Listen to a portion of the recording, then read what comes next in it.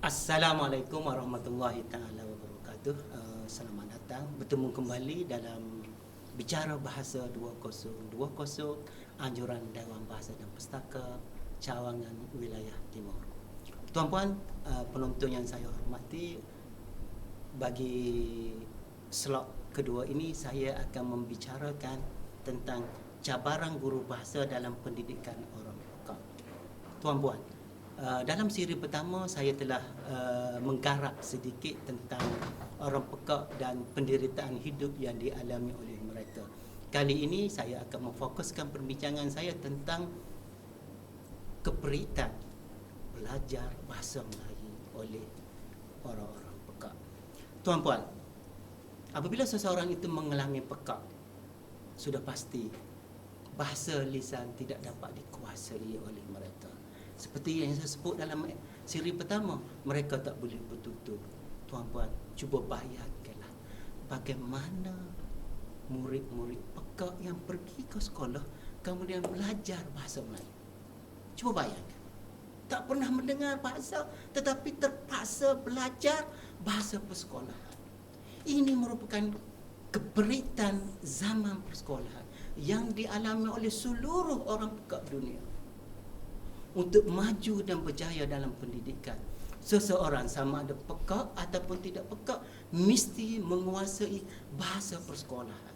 Sebagai contoh di negara kita, anak kita tak pekak, bangsa Cina, bangsa Iban, apa-apa bangsa saja bila datang ke sekolah di Malaysia mesti menguasai bahasa Melayu untuk kecemerlangan akademik.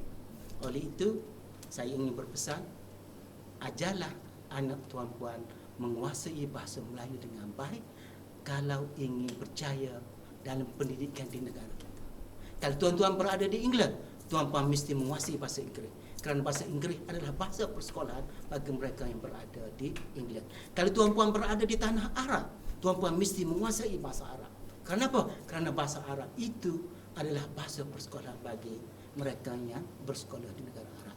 Kembali kita kepada orang pekak. Cuba tuan-tuan bayangkan, mampukah, mudahkah, senangkah orang pekak untuk menguasai bahasa Melayu, sedangkan bahasa Melayu itu tak pernah didengarinya.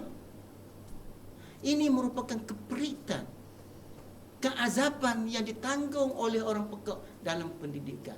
Sebagai contoh, saya belajar di sekolah bahasa Inggeris, bahasa pengantar bahasa Inggeris, kemudian melanjutkan pelajaran ke luar negara, pergi ke England, bekerja pula di New Zealand dengan menggunakan bahasa Inggeris. Saya tak fasih bahasa Inggeris, itu saya boleh mendengar. Saya belajar pada darjah 1 sampai ketua, tetapi bahasa Inggeris saya tidak fasih.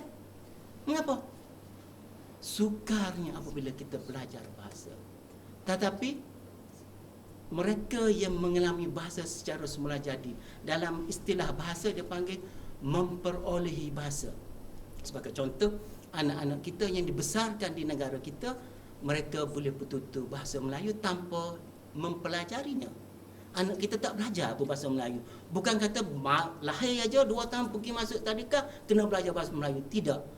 Mereka memperolehnya melalui semula jadi. Mengapa? Persekitaran, adik-beradik bercakap bahasa Melayu, mak ayah bercakap bahasa Melayu, rakan-rakan yang berada di jiran-jiran tetangga bercakap dalam bahasa Melayu.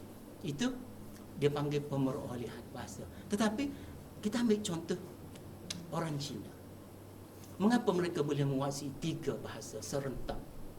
Pasal apa? Kerana orang Cina biasanya di rumah mereka bercakap Cantonese atau Mandarin. Anak dia boleh menguasai bahasa berkenaan. Bila anak dia berumur 2 tahun, jiran dia bahasa Melayu, bercakap dalam bahasa Melayu, anak dia memperoleh bahasa Melayu. Bahasa ketiga pula dia bercakap dengan pak saudara dia yang fasih bahasa Inggeris, datang ke rumah sekali seminggu. Jadi itu adalah proses pemolehan bahasa secara semula jadi, yang mana bahasa itu tidak dipelajari, dia beroleh dengan sendiri. Maknanya di sini kalau kita tengok kepada teori Chomsky yang mengatakan otak kita memiliki satu ruang, yang mana ruang itu dikenali sebagai language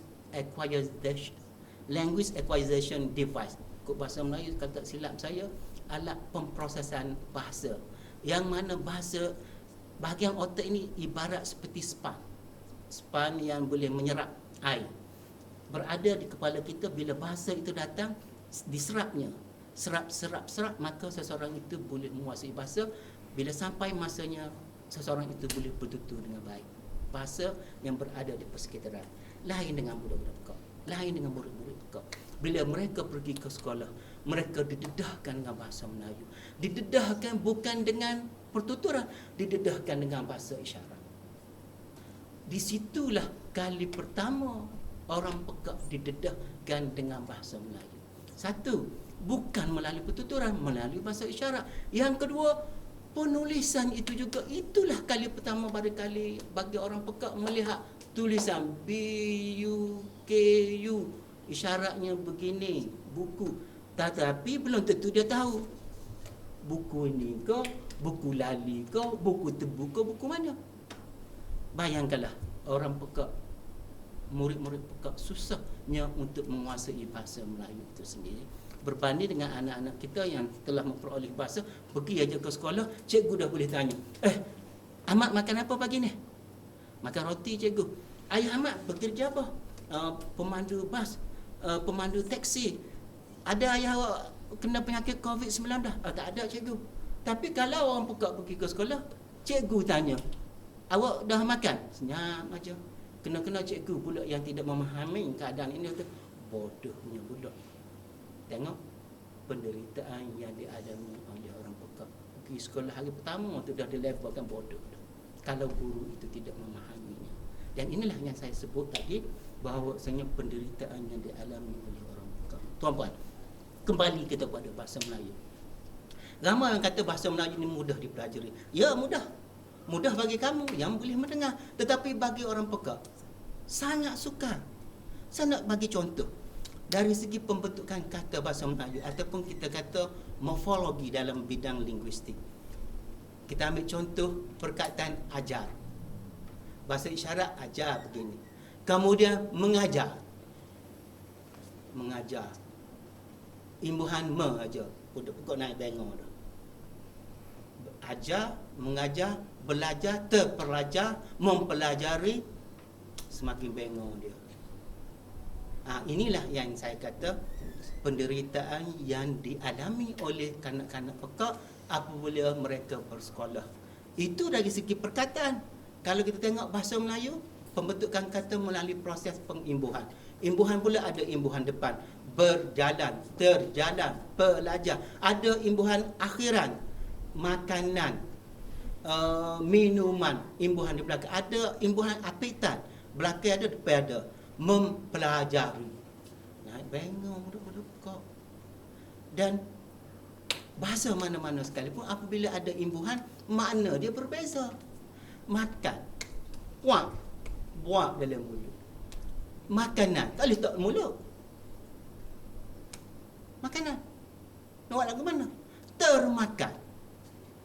Letih pula orang pekak termakan. Cikgu kata ter tu ialah benda yang dibuat secara tak sengaja. Budak kita tak sengaja ni apa benda. Dan inilah halangan-halangan yang menyebabkan murid-murid pekak apabila berada di sekolah, mereka terpaksa menguasai bahasa Melayu, iaitu bahasa yang berasaskan kepada bahasa lisan. Inilah yang menyebabkan majoriti murid-murid pekak di negara kita, di negara lain pun mengalami masalah dari segi pencapaian akademik, kecuali bahasa isyarat itu diiktiraf sebagai satu bahasa sebagaimana bahasa Cina dan bahasa India. Okey, subjek bahasa isyarat orang pekak sebagaimana bahasa India, bahasa Tamil dan sebagainya. Tetapi hal ini masih lagi belum berlaku di negara kita. Okey, tuan-puan, itu adalah senario sedikit yang boleh saya paparkan kepada tuan-puan betapa seksa sukarnya murid-murid pekak menguasai bahasa Melayu untuk kecemerlangan akademik. Kalau tidak boleh menguasai bahasa Melayu, bolehkah orang pekak ini mendapat grade 1 ataupun grade A, B ataupun C dengan menggunakan bahasa Melayu? Saya cukup percaya tak ramai. Tapi ada. Inilah yang menyebabkan orang-orang pekak membesar dan perjalanan hidup mereka senantiasa menghadapi liku-liku yang sukar. Disisihkan, masa di sekolah tidak dapat mengikuti pendidikan yang terbaik, Kemudian kalau nak mengikuti kemahiran juga mesti menguasai bahasa Melayu juga. Jadi ini adalah antara derita yang dialami oleh orang-orang pekak. Bagaimana kita nak mengatasinya? Saya cukup percaya pasti ada jalan keluar. Tetapi memerlukan mereka yang hebat. Siapa yang hebat itu? Satu, pemimpin. Pemimpin mana? Pemimpin guru.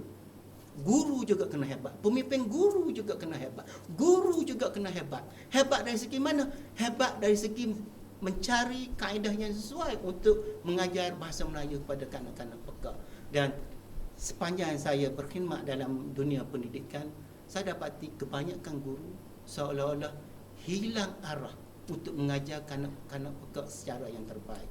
Mungkin kerana kita masih lagi belum menemui kaedah yang terbaik untuk membolehkan anak-anak pekak kita menguasai bahasa Melayu bagi membolehkan mereka mencapai pencapaian akademik yang baik. Tuan-puan, barangkali secara tak langsung selepas siri ini saya akan cuba mendedahkan kaedah-kaedah secara khusus yang boleh kita cadangkan untuk mempertingkatkan kualiti pembelajaran bahasa Melayu dalam kalangan murid-murid pekak. Saya cukup percaya barangkali dalam pendidikan orang pekak kita mesti meningkatkan penglibatan orang pekak dalam pembelajaran bahasa. Okay? Kita terpaksa gunakan mereka untuk melibatkan diri dalam pembelajaran bahasa, dan mereka juga hendaklah memahami